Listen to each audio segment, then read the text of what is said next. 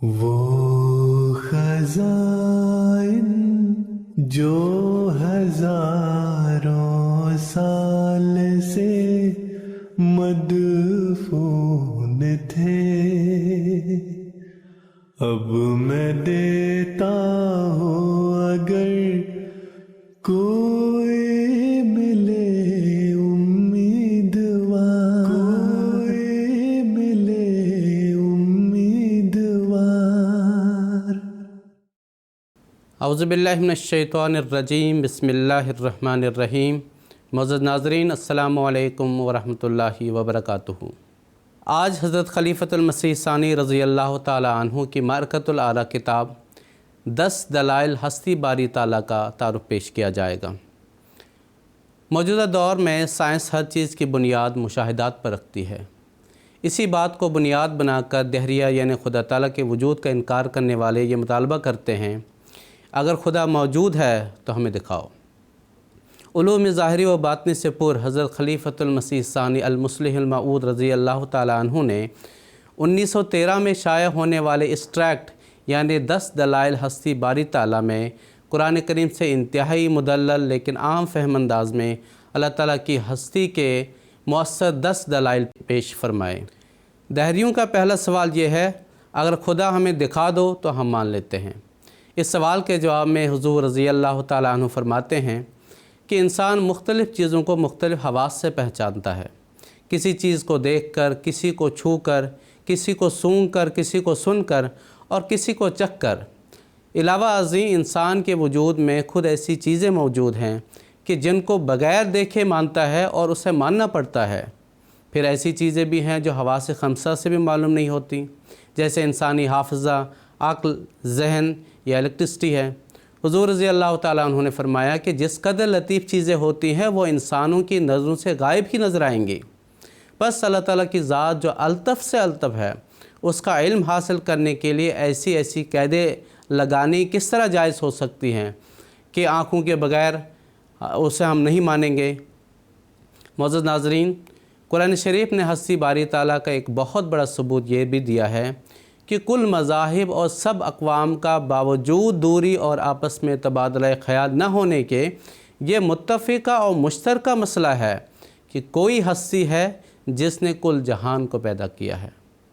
اس کے بعد حضور رضی اللہ تعالیٰ عنہ نے سورۃ الانعام کی آیت نمبر 84 تا 87 اور 91 سے استدلال کرتے ہوئے فرمایا کہ انبیاء کرام اور ہزارہا راست باز جو وقتاً فوقتاً دنیا میں ہوئے ہیں، خدا کی موجود ہونے کا ثبوت فراہم کرتے ہیں اور علی اعلان کہتے ہیں کہ ہم نے اس سے ملاقات کی اور اس سے ہم کلام ہوئے۔ ہم ان لوگوں کی باتوں کو تو مانتے ہیں جن کے قول و فعل میں کوئی مطابقت نہیں ہوتی، تو پھر راست بازوں کی باتوں کو کیوں نہ مانا جائے جن کا وجود خدا کے ہونے کا ثبوت فراہم کرتا ہے۔ تیسری دلیل جو قرآن شریف سے معلوم ہوتی ہے، حضور فرماتے ہیں، یہ ہے کہ انسان کی فطرت خود خدا تعالیٰ کی ہستی پر ایک دلیل ہے، کیونکہ بعض ایسے گناہ ہیں کہ جن کو فطرت انسانی قطعی طور پر ناپسند کرتی ہے، جیسے پاکخانہ، پیشاب اور اس قسم کی نجاستوں کے ساتھ تعلق ہے، جھوٹ ہے۔ یہ سب ایسی چیزیں ہیں جن سے ایک دہریہ بھی پرہیز کرتا ہے۔ پس نیکی بدی کا احساس خود خدا کی ہستی کی زبردست دلیل ہے۔ اگر خدا نہیں تو کوئی وجہ نہیں کہ ایک چیز کو نیک اور ایک کو بد کہا جاوے، جو دل میں آئے لوگ کیا کریں۔ معزز ناظرین، ہستی باری تعالیٰ پہ چوتھی دلیل آپ رضی اللہ تعالیٰ عنہ نے سورہ نجم کی آیت نمبر 43 اور 47 سے پیش فرمائی۔ حضور رضی اللہ تعالیٰ عنہ فرماتے ہیں کہ جس قدر انسان کی درجہ بدرجہ ترقی پر غور کرتے جائیں، اس کے اسباب باریک سے باریک تر ہوتے جاتے ہیں، اور آخر ایک جگہ جا کر تمام دنیاوی علوم کہہ دیتے ہیں کہ یہاں اب ہمارا دخل نہیں، اور ہم نہیں جانتے یہ کیوں ہو گیا، اور وہی مقام ہے کہ جہاں اللہ تعالیٰ کا ہاتھ کام کر رہا ہوتا ہے۔ اور ہر ایک سائنسداں کو ماننا پڑتا ہے کہ الی ربک المنتہا، یعنی ہر ایک چیز کی انتہا ہوتی ہے اور آخر ایک ایسی ہستی پر ہوتی ہے جس کو وہ اپنی عقل کے دائرے میں نہیں لا سکتے، اور وہی خدا ہے۔ پانچویں دلیل حضرت مسلم موعود رضی اللہ تعالیٰ عنہ قرآن کریم کی سورۃ الملک کی آیت نمبر 2 تا 5 سے استنباط کرتے ہوئے دیتے ہیں जिसमें इस ख़याल की तरदीद की गई है कि ये कायनात इत्तेफाकी तौर पर बनी है। हुज़ूर फरमाते हैं क्योंकि जो चीज़ इत्तेफाकी तौर पर वजूद में आए उसमें एक रब्त और सिलसिला नहीं होता, जबकि कायनात आलम में एक रब्त और नज़्म नज़र आता है। मुख्तलिफ़ रंगों से मिलकर एक तस्वीर बनती है, लेकिन क्या अगर मुख्तलिफ़ रंग एक कागज़ पर फेंक दे तो इससे तस्वीर बन जाएगी? छठी दलील कुरान शरीफ से मालूम होता है कि अल्लाह ताला के मुनकिर हमेशा ज़लील व ख़ार होते हैं, और ये भी उनके बातिल होने का एक सबूत है, क्योंकि अल्लाह ताला अपने मानने वालों को हमेशा फतूहात देता है और वह अपने मुखालफों पर गालिब रहते हैं। और कोई खुदा नहीं तो ये नुसरत और तायीद कहाँ से आती है?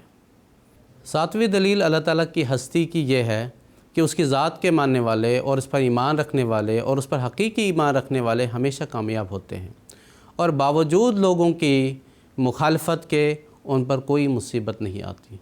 खुदा ताला की हस्ती के मनवाने वाले हर मुल्क में पैदा हुए हैं, और जिस कदर उनकी मुखालफत हुई है उतनी और किसी की नहीं, लेकिन फिर भी उसके ख़िलाफ़ दुनिया क्या कर सकी। आठवीं दलील जो कुरान शरीफ से अल्लाह ताला की हस्ती के सबूत में मिलती है ये है कि वो दुआओं को कबूल करता है। इस ज़माने में हुज़ूर रज़ी अल्लाह ताला अन्हु ने हज़रत मसीह मौऊद अलैहिस्सलातु वस्सलाम ने हैदराबाद दक्कन के एक तालिब इल्म अब्दुल करीम के आप की दुआ से शिफा पाने का ज़िक्र फरमाया है, जिसको बावले कुत्ते ने काटा था, जिसके इलाज से कसूली के डॉक्टरों ने कतन इनकार कर दिया था और लिख दिया था कि उसका कोई इलाज नहीं। इसके लिए आप अलैहिस्सलातु वस्सलाम ने दुआ की और वो अच्छा हो गया। हालांकि दीवाने कुत्ते के काटे हुए दीवाना होकर कभी अच्छे नहीं होते। इसके बाद हुज़ूर रज़ी अल्लाह ताला अन्हु ने नवी दलील पेश की। नवी दलील हज़रत मुस्लिम मऊद रज़ी अल्लाह ताला अन्हु ने सूरह इब्राहीम की आयत नंबर 28 से पेश की है, जिसमें अल्लाह ताला फरमाता है कि वो अपने मोमिन बंदों को इस दुनिया और अगली दुनिया में पक्की बातें सुना सुना कर मजबूत करता है। चुनाचे हुज़ूर फरमाते हैं, चुनाचे इस आजिज़ से भी उसने कलाम किया और अपने वजूद को दलाइल से साबित किया। वजूद बारी ताला की 10वीं दलील सूरतुल अनकबूत आयत नंबर 70 से पेश की हुज़ूर रज़ी अल्लाह ताला अन्हु ने। हुज़ूर फरमाते हैं, अल्लाह ताला कुरान करीम में फरमाता है, वल्लज़ीना जाहदू फ़ीना लनहदियन्नहुम सुबुलना, यानी जो लोग हमारे मुतालिक कोशिश करते हैं हम उनको अपनी राह दिखाते हैं। और इस आयत पर जिन लोगों ने अमल किया वो हमेशा नफ़ा में रहे हैं।